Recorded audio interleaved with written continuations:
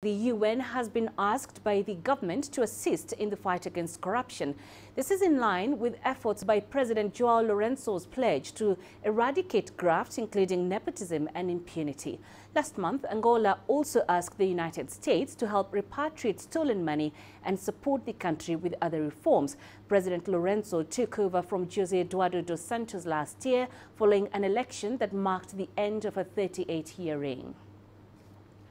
Let's get some perspective on Angola's turnaround strategy with Gideon Chitanga, a political economist joining us from Johannesburg.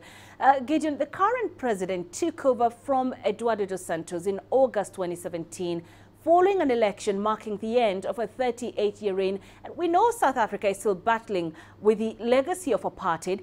Is Angola in a position to get rid of its 38-year-old legacy left behind by the former president? So let's draw a line between the experience of South Africa with apartheid and Angola with the previous regime. In the case of South Africa, it has suffered structural injustice based on racial segregation and settler domination in the apartheid regime. In the case of Angola, it's been an independent, post-independent government, and specifically the leadership of its previous president, which tended to take the form of what we call personalist regime, meaning that the president works closely with his relatives and family and uses his personal power and influence to dominate structures and institutions of the state and any other institutions which could potentially provide oversight and accountability. And given that such a system has been in place for 38 years, it has also not only shaped institutions in a manner that allows corruption to persist, but also protects corruption. And there is a lot of vested interest from the beneficiaries in the previous regime. When Angola became united at the end of the, when Angolans decided to unite at the end of the conflict with the former opposition led by Savimbi, the system did not necessarily properly democratize, but it looked to me like it entrenched a kind of co-optation where elites from the previous military opposition were also brought into the state, and they benefited in the same way and manner that those who had always been in the ruling part benefited. So I think that President Lourenco is facing such a difficult task, which it will take a lot of time, which will need a lot of support from within Africa, in my view, and internationally as well. And so he must be given time, he must be given all the necessary goodwill and the necessary African and international support to end corruption or to fight corruption. So Angola has reached out to the United Nations for help in turning things around. What are the possible solutions which the UN can offer? So if you check the surveys on the most corrupt countries, you will see that Angola is ranked in some surveys as the #7 most corrupt country in the world. The United Nations does not have mechanisms which are specifically directed to deal or to address corruption within the state, but it can be a very important international moral voice. And I think for Africa, because there are two dimensions of it, there is corruption, the practice, that sort of disrupts economic development within African countries. But there is also the pilfering of resources and capital from Africa that is externalized by powerful elites to other countries.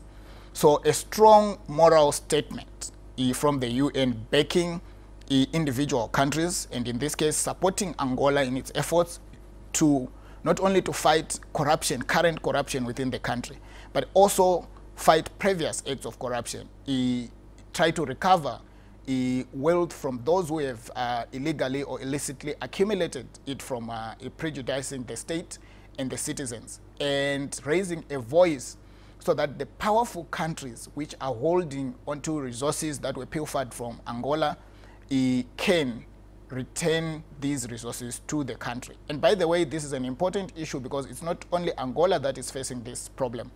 A lot of African countries face the same dilemma with previous dictators or leaders or criminals who externalize a lot of money, more than they get in form of aid. And yet the most powerful countries which want to hold these countries accountable in terms of governance and democracy are not willing to act quickly and decisively in terms of returning money that would have stolen from the citizens of African countries. And I think that the UN must do more, but also regional institutions. In the case of Africa, it's the African Union and SADC and ECOWAS and IGAD, these regional institutions. They must be involved in not only in raising their voices, but in instituting mechanisms to allow the repatriation of stolen resources and stolen wealth back into the affected countries so that the citizens can benefit.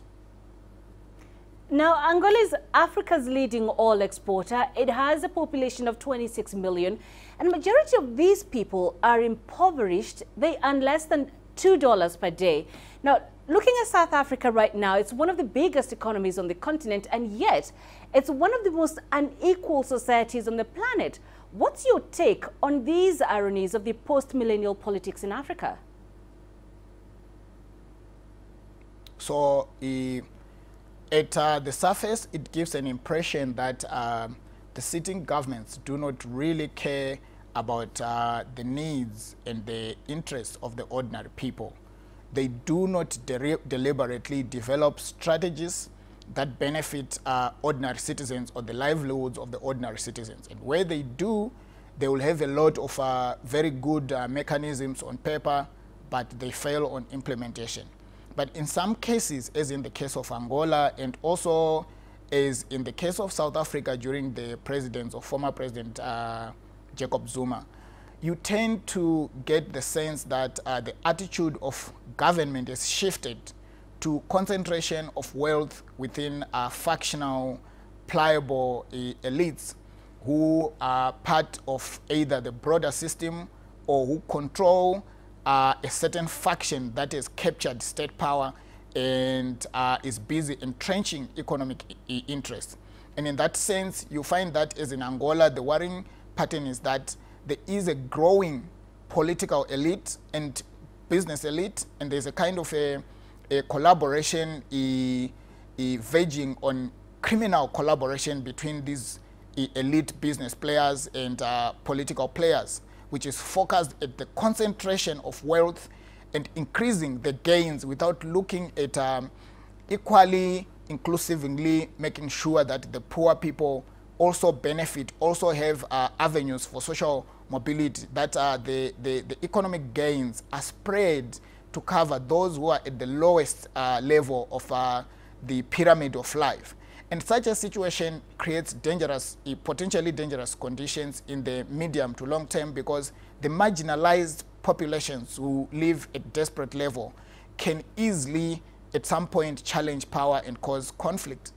So I think that Angola and South Africa indeed must focus more on justified sharing of wealth in the manner that the benefits of whatever, whether it's oil, whether it's mining in the case of South Africa, whether it's agriculture and land distribution, the gains should be such that they are broadly inclusive and they do not only trickle, but there are strategies to spread them, to deliberately spread the economic gains to cover all sectors of society and all the citizens in a country.